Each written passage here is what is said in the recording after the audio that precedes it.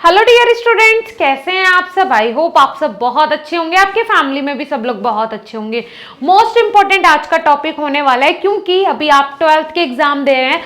सबसे पहले यही कंफ्यूजन आपको हुआ होगा 10th स्टैंडर्ड में, बट वहां ज्यादा कंफ्यूज नहीं होता है स्टूडेंट, क्योंकि वहां पे आपके पास ऑप्शन ही बहुत कम होते हैं। लेकिन आफ्टर 12th आपके पास बहुत सारे ऑप्शंस होंगे। आप लोग कंफ्यूज होंगे कि मैं क्या करूं, 12th के बाद मुझे क्या करना चाहिए, क्या मेरे लिए सही रहेगा। चूज करने में बहुत दिक्कतें आती हैं और मैक्सिमम स्टूडेंट्स इंडिया में ऐसा करियर चूज कर लेते हैं जो शायद उनके लिए बना ही नहीं है। आज के इस वीडियो में मैं आपको बहुत सारी चीजें बताऊंगी जिससे कि आप लोग डिसाइड कर सकते हैं कि आपके लिए क्या बेस्ट है और आप कौन सा करियर चूज कर सकते हैं। सबसे पहले स्वागत है आप सभी का हमारे इस यूट्यूब चैनल बीएसपी साइंस पे। मैं साक्षी राजपूत ऐसे ही इंफॉर्मेटिव और एनर्जेटिक वीडियोस आपके लिए लाती रहती हूँ, तो चैनल को सब्सक्राइब जरूर कर लीजिएगा। चलिए जी, देखिए यही मैंने सबसे पहले आपके लिए लिखा है, confused which stream is choose after 10। सबसे पहले जो पहला कंफ्यूजन होता है आप लोगों को वो यही होता है कि भाई 10th के बाद हम क्या चूज करें, क्या हमारे लिए सही रहेगा। तो उसमें कुछ ऑप्शंस निकल के आते हैं, ठीक है। सबसे पहले आता है आर्ट्स, फिर आता है साइंस, फिर आता है कॉमर्स, है ना। ये तीन ही ऑप्शन आपके पास होते हैं कि 11th में आपको क्या लेना है। तो मैक्सिमम जो स्टूडेंट्स हैं मैक्सिमम वो लेते हैं साइंस, ठीक है, साइंस स्ट्रीम लेते हैं। इसमें भी फिर से इसको पार्टिसिपेट कर दिया जाता है पीसीएम में और पीसीबी में, ठीक है। इनमें से फिर बच्चे को चूज करना होता है ना। फिर उसके बाद सेकंड नंबर पे आते हैं कॉमर्स वाले और जो कुछ आईएएस वगैरह बनना चाहते हैं या फिर कुछ ऐसा करना चाहते हैं, या फिर जिनका पढ़ाई में बिल्कुल मन नहीं है। या तो आर्ट्स वाले बच्चे वो होंगे जो कि हाई लेवल पे जाना चाहते हैं, जो कि 12th के बाद की अभी आर्ट्स ले लिया, फिर 12 क्योंकि इसमें आपको हिस्ट्री वगैरह पढ़ाया जाता है, ये सारी चीजें पढ़ाई जाती है, और फिर आईएएस की तैयारी करनी है ना, यूपीएससी की तैयारी करनी है, वो वाले बच्चे भी आर्ट्स लेते हैं। जो आपकी मेंटेलिटी है ना वो गलत है।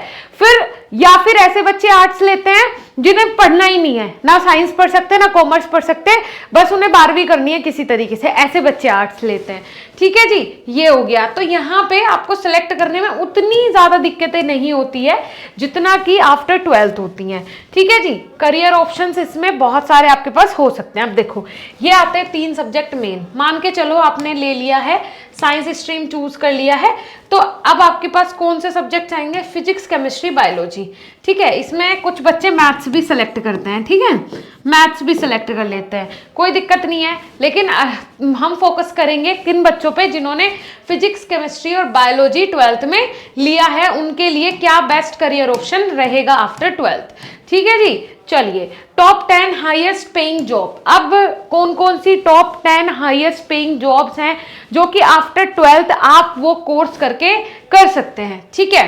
देखो सबसे पहले 10वें नंबर पे आता है क्या, नर्सिंग कोर्स। बेटा क्या आता है बेटा, नर्सिंग कोर्स। इसमें आप बीएससी नर्सिंग कर सकते हैं, जीएनएम कर सकते हैं, एएनएम कर सकते हैं। मेल और फीमेल दोनों के लिए ही ये कोर्स अवेलेबल है। ध्यान से सुनना, मेडिकल फील्ड में जिन स्टूडेंट ने फिजिक्स, केमिस्ट्री, बायोलॉजी लिया हुआ है उनके लिए वरदान है ये वीडियो।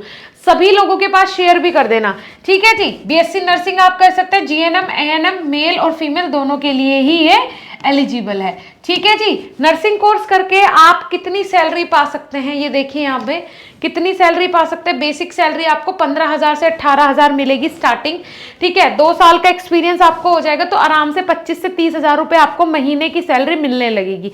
बस यहाँ पे नाम बनाने वाली बात होती है कि हॉस्पिटल में आप पेशेंट्स को ट्रीट कैसे कर रहे हो, उस हिसाब से ही आपकी सैलरी होती है, क्योंकि नर्सिंग स्टाफ के बिना हॉस्पिटल कुछ भी नहीं होता, इसलिए आपकी तो रिक्वायरमेंट हॉस्पिटल को होगी ही होगी। क्लियर हो रहा है। चलिए 9वें नंबर पे आता है बी फार्मा। तो फार्मेसी कोर्स में आप बेटा क्या क्या कर सकते हो, डिप्लोमा इन फार्मेसी कर सकते हो, बैचलर ऑफ फार्मेसी और मास्टर ऑफ फार्मेसी, ठीक है। ये कोर्सेज आप कर सकते हो।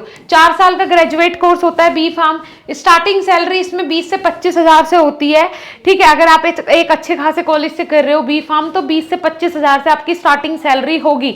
लेकिन शर्त ये होगी कि आप किसी टेम्परेरी कॉलेज से अपनी फार्मा कंप्लीट नहीं कर रहे हैं, आप एक अच्छे खासे कॉलेज से कर रहे हैं, तो आपकी सैलरी 20-25,000 से आराम से स्टार्ट हो जाएगी। एक्सपीरियंस 5 साल का जब आपको हो जाएगा तो आपकी सैलरी 1.5 लाख 2 लाख पे पहुंच जाएगी। लेकिन शर्त वही है, काम अच्छे से करना पड़ेगा। अगर आप इंडस्ट्री के लिए अच्छे से काम कर रहे हैं तो मैं श्योरली बोल सकती हूं कि आप लोग की सैलरी 1.5 से 2 लाख रुपए आराम से हो जाएगी, क्योंकि कंपनी या फिर जिस भी सेक्टर में आप काम कर रहे हो वो देखते हैं कि आप उनके लिए कितने वैल्यूएबल हो। अगर वैल्यूएबल हो तो ऑफ कोर्स वो आपकी सैलरी बढ़ाएंगे ही, क्यों नहीं बढ़ाएंगे। अब आ जाते हैं 8वें नंबर पे आपके पैरामेडिकल कोर्सेज, जिन्हें आप कर सकते हैं। देखिए, कोविड-19 के बाद बहुत ज्यादा रैपिडली पैरामेडिकल ने ग्रोथ किया है, बहुत तेजी से ग्रोथ किया है, क्योंकि कोविड के समय सिर्फ डॉक्टर्स ने नहीं, सिर्फ फार्मासिस्ट ने नहीं, सिर्फ नर्सिंग वालों नहीं, बल्कि पूरा पैरामेडिकल, पूरा मेडिकल फील्ड जुड़ा हुआ था सेवा करने में। ठीक है, सभी का बहुत महत्वपूर्ण रोल रहा। और 2019 के बाद लोगों को यह तो पता चल गया कि मेडिकल फील्ड तो कभी डाउनफॉल की तरफ जाएगा ही नहीं, इसीलिए पैरामेडिकल में भी बहुत ज्यादा एडमिशंस हो रहे हैं और रैपिड ग्रोथ कर रहा है ये फील्ड भी। ठीक है, तो आप पैरामेडिकल में भी जा सकते हैं, कोई दिक्कत नहीं है इसमें। जैसे कि hospital, medical, telemedicine, health insurance, health equipments, salary इसकी होगी लगभग 17,000 से 25,000। ठीक है, और 2 साल का एक्सपीरियंस जब हो जाएगा तो 30,000 से 40,000 तक की भी सैलरी हो जाती है पैरामेडिकल में। ठीक है, 5 साल का एक्सपीरियंस हो जाता है, आप अच्छे खासा अपना खुद का भी काम इसमें स्टार्ट कर सकते हैं पैरामेडिकल में, कोई दिक्कत वाली बात नहीं होती है। ठीक है, चलिए ये हो गया जी। 7 नंबर पे आता है BDS। ठीक है, डेंटल, दांतों के जो डॉक्टर होते हैं वो भी बहुत इंपॉर्टेंट है। आज के समय में खान पीन ऐसा हो गया है कि दांतों की बीमारी मोस्टली सभी को हो रही है, सबको हो रही है। किसी के दांत पीले हो रहे हैं, किसी के दांतों में गैप आ गया है, किसी के दांत जल्दी टूट रहे हैं, बहुत सारी प्रॉब्लम्स आ रही है खान पीन के कारण। तो आज के टाइम में डेंटिस्ट का भी बहुत अच्छा खासा स्कोप है, अगर आप करना चाहते हैं तो बिल्कुल ऑफकोर्स कर सकते हैं आफ्टर 12th। ठीक है, मेडिकल फील्ड में जो फर्स्ट प्रायोरिटी होती है MBBS बच्चे की, उसके बाद भी उसके पास बहुत सारे ऑप्शंस होते हैं। ठीक है, चलिए BDS, bachelor of dental surgery dental science, duration होता है इसका कितना बेटा, 3 साल का ये कोर्स होता है।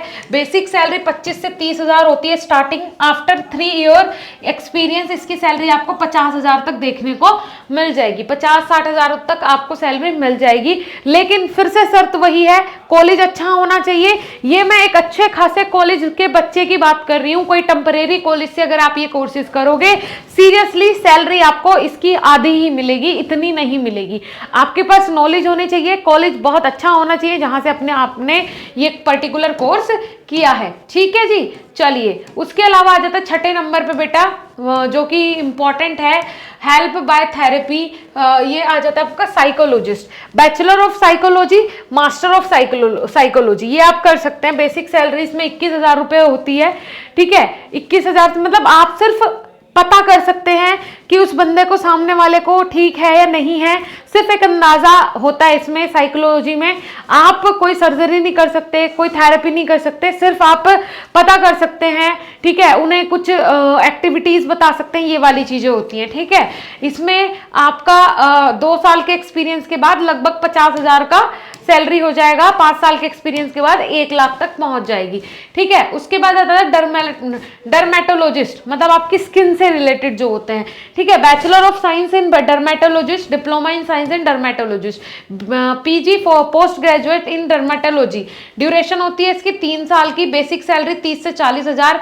और इसके बाद अगर आपको एक्सपीरियंस हो जाता है 4 साल का, 3 साल का, तो आपकी 1 लाख प्लस हो जाती है salary out of India. India में इसका ज्यादा स्कोप नहीं है, आउट ऑफ इंडिया इसका बहुत ज्यादा स्कोप है, क्योंकि आउट ऑफ इंडिया लोग बाग अपनी स्किन का बहुत ध्यान रखते हैं, लेकिन इंडिया में स्किन को उतनी प्रेफरेंस नहीं दी जाती है।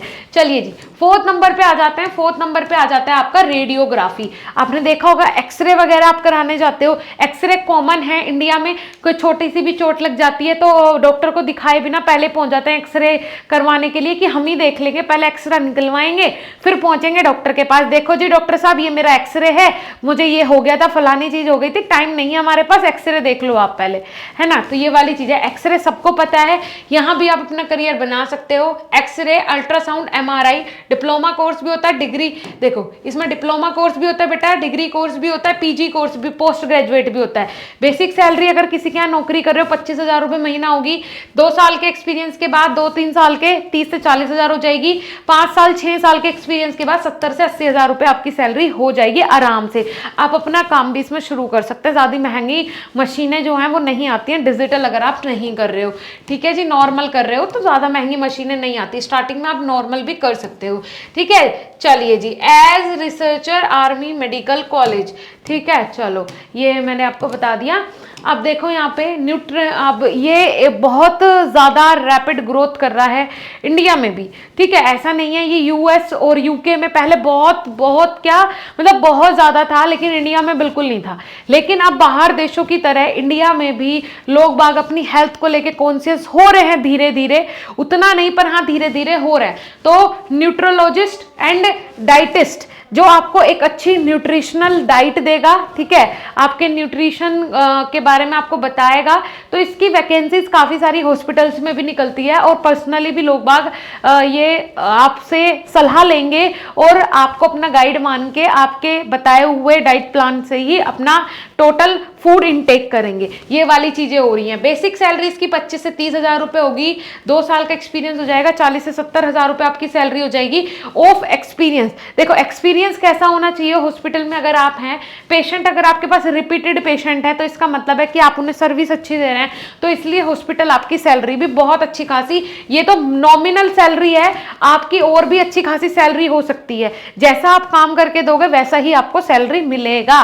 कंपनी खुद चाहती है एम्प्लॉय अच्छा काम करे, उन्हें तो सैलरी देनी ही है, तो वो आपको क्यों खोएंगे, वो आपको अच्छी सैलरी देंगे।